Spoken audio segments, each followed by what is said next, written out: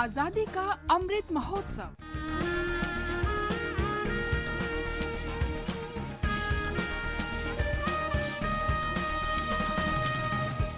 आजादी का सफर आकाशवाणी के संग भारत का शानदार स्वाधीनता संघर्ष आधुनिक विश्व के महानतम संघर्षों में से एक है। आकाशवाणी से हम आपके लिए प्रतिदिन ला रहे हैं इस शानदार संघर्ष की एक झलक। 14 मई 1857 को प्रथम स्वतंत्रता संग्राम के दौरान बहादुर शाह जफर ने दिल्ली में राष्ट्रीय सरकार की स्थापना की थी। मेरठ में 10 मई 1857 को ब्रिटिश भारतीय सेना के सिपाहियों ने स्वतंत्रता का बिगुल बजाया और दिल्ली की तरफ कूच किया। दिल्ली पहुंचकर बहादुर शाह जफर को उन्होंने अपनी सेवा स्वीकार करने को कहा। बहादुर शाह जफर ने सिपाहियों की अपील स्वीकार कर ली और हिंदुस्तान के सम्राट के रूप में सिपाहियों का नेतृत्व संभाल लिया। नहीं है दिल मेरा उजड़े दयार में, किसकी बनी है आल में ना पायदार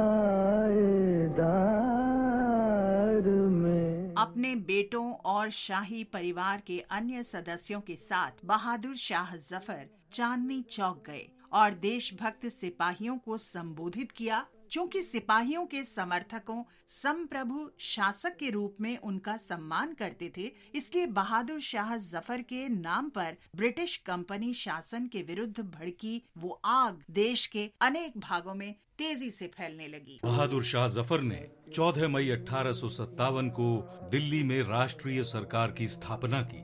उन्होंने सभी हिंदू और मुस्लिम अधिकारियों, राव और राजाओं से दरबार में आने की अपील की। उन्होंने सभी से सहयोग की इच्छा भी व्यक्त की और इस प्रकार जागीरदारों और अमीरों के पास परिपत्र भेजकर उन्हें अंग्रेजों के विरुद्ध युद्ध में शामिल होने को कहा।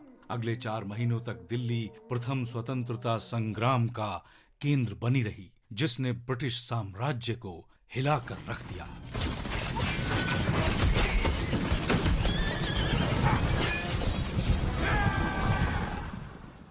आज हम स्वाधीनता सेनानी अरुण चंद्र गुहा का भी स्मरण कर रहे हैं। उनका जन्म 14 मई 1892 को बंगाल के बारीसाल में हुआ था। गुहा सरस्वती लाइब्रेरी के नाम से प्रकाशन हाउस चलाते थे। इसके माध्यम से वे राष्ट्रीय भावना से भरपूर आलेख प्रकाशित करते थे। गुहा ने स्वाधीनता नाम का साप्ताहिक भी प्रकाशित किया, जिसे 1930 में प्रतिबंधित कर दिया गया। ब्रिटिश सरकार ने स्वाधीनता साप्ताहिक के 4 संपादकों को राजद्रोही ठहरा दिया। अरुण चंद्र गुहा 1906 में जुगांतर पार्टी में शामिल हो गए। जुगांतर पार्टी की गतिविधियों में शामिल होने की वजह से उन्हें कई बार गिरफ्तार किया गया और नजरबंद रखा गया। उन्हें 1920 में असहयोग आंदोलन के दौरान भी गिरफ्तार किया गया। रिहा होने के बाद गुहा पश्चिम बंगाल प्रदेश कांग्रेस कमेटी के सदस्य बन गए। उसके बाद अरुण चंद्र गुहा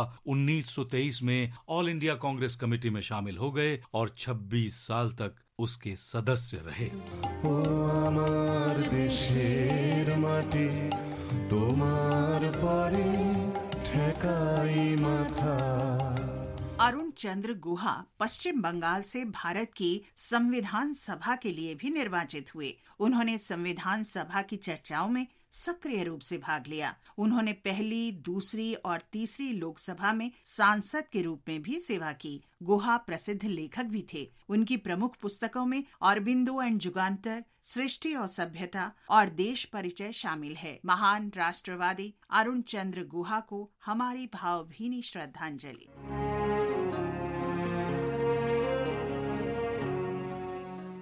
हम आज सुधांशु बिमल चंद्र को भी याद कर रहे हैं, जो के चटगांव के निवासी थे। सुधांशु अनुशीलन समिति के सक्रिय सदस्य थे। क्रांतिकारी गतिविधियों में शामिल होने के कारण उन्हें 31 मई 1935 को गिरफ्तार किया गया और चटगांव जेल भेज दिया गया। उन्हें 1935 में जैसोर के केशवपुर में नजरबंद किया गया, जहां 14 मई 1936 को उनका निधन हो गया।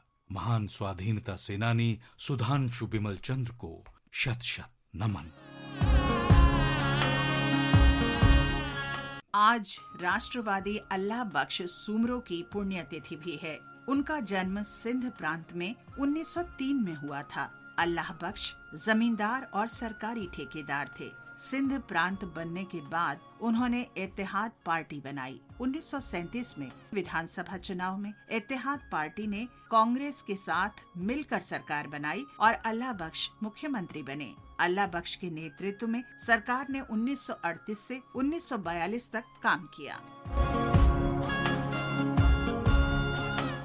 सच्चे राष्ट्रवादी होने के नाते अल्लाह बख्श ने मुस्लिम लीग की अलगाववादी राजनीति में शामिल होने से इनकार कर दिया। 1940 में जब दिल्ली में अखिल भारतीय आजाद कॉन्फ्रेंस बुलाई गई तो अल्लाह बख्श को सत्र की अध्यक्षता सौंपी गई। जब भारत छोड़ो आंदोलन शुरू हुआ तो उन्होंने सत्याग्रहियों की मदद के लिए कराची में एक बड़ा बंगला किराए पर लिया। वो सत्याग्रहियों की मदद के लिए कराची जेल भी गए। सितंबर 1942 में जब भारत छोड़ो आंदोलन अपने चरम पर था तो उन्होंने डिफेंस काउंसिल से त्याग पत्र दे दिया और विरोध में अंग्रेजों की दी गई पदवी भी लौटा दी। दुर्भाग्य से मुस्लिम लीग के कट्टरपंथियों ने 14 मई 1943 को बहादुर राष्ट्रवादी अल्लाह बख्श सूमरो की उस समय हत्या कर दी जब वे तांगे में बैठकर अपने शहर से शिकारपुर जा रहे थे। मातृभूमि के इस महान सपूत अल्लाह बख्श सूमरो को हमारा शत शत नमन। आज